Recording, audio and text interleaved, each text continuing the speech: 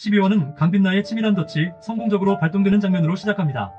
마치 불타는 지옥같은 차량잔해 안에서 신원을 알 수 없는 시신이 발견되고 그 옆에는 피로 쓴 듯한 절규의 문구가 남아있습니다. 나를 죽인 것은 그들. 강빛나의 표정엔 서늘한 미소가 스쳐 지나갑니다.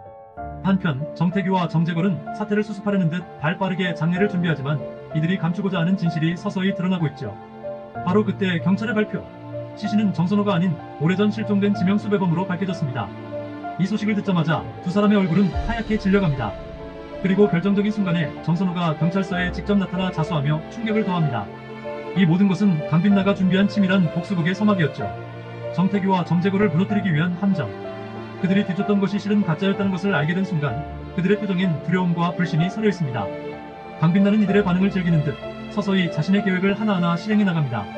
정태규와 정재걸은 상황이 불리하게 돌아가자 카일룸을 사탄과 거래하며 도망치려는 위험한 시도를 감행하는데요. 하지만 정태규는 정재걸을 쉽게 믿지 않습니다. 둘은 마지막 돈거래와 함께 서로를 향한 속임수의 잔재들을 부리며 상대를 공격하지만 그 모든 것이 사탄의 장난에 불과했습니다. 사탄은 정태규가 감옥에서 죽음보다 고통스러운 시간을 보내도록 냉혹하게 그의 다리만 찌른 채 살려둡니다.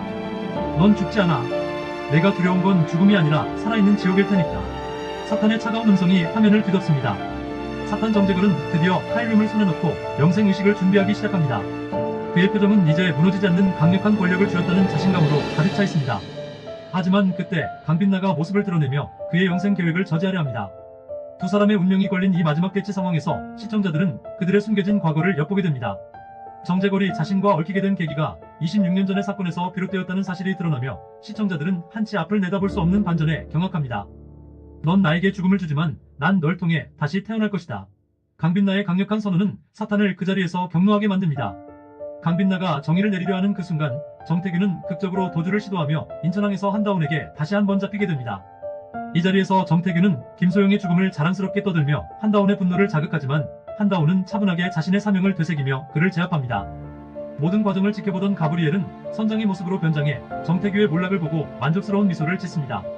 그는 단순한 처벌이 아닌 그의 모든 죄악이 서서히 응징당하는 서사를 보여주죠. 마침내 정태규의 재판일이 도래하고 강빛나는 법정에서 이 재판은 없다라는 강력한 선언을 내립니다. 이 모든 사건의 결말이 향하는 지점에서 악과 정의의 마지막 대결이 예고되며 12회는 막을 내립니다. 13회 예고.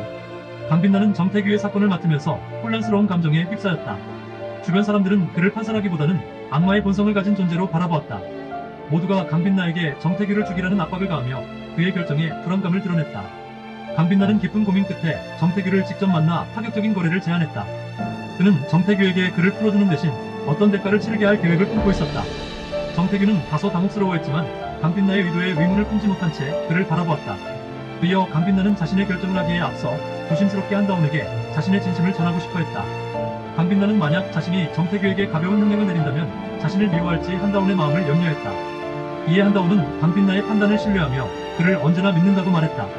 한다운의 말은 강빛나에게 작은 위안이 되었으나 그는 정의와 인간적인 연민 사이에서 여전히 흔들리고 있었다. 강빛나는 연쇄살인 사건을 다루는 중 공소시효가 지난 사건들을 법에 따라 배제해야 한다고 결정했다. 이 판단은 법적인 신념에 따른 결정이었지만 사람들은 그에게 실망을 표현했다. 강빛나는 그들의 시선을 감내하며 자신의 결정을 지키려는 의지를 다졌다. 강빛나의 조력자인 아롱은 한다운에게 강빛나가 위기에 처해 있음을 전하며 급히 도움을 요청했다. 한다운은 곧바로 강빛나를 찾기 위해 달려갔고 피를 흘리며 쓰러져 있는 강빛나를 발견하게 된다. 그 순간 한다운은 강빛나를 부르며 절망에 빠졌다. 예고편에서 강빛나는 정태규와의 거래로 인해 결단을 내린 듯하지만 정태규를 죽이지 않았음이 암시된다. 피를 흘리며 쓰러진 강빛나의 모습은 시청자들에게 불안감을 자아냈다. 단 2회만을 남겨둔 이 드라마는 강빛나가 정의와 악마적 본성 사이에서 선택할 최후의 결말이 무엇일지 다음화가 더욱 기대되게 한다.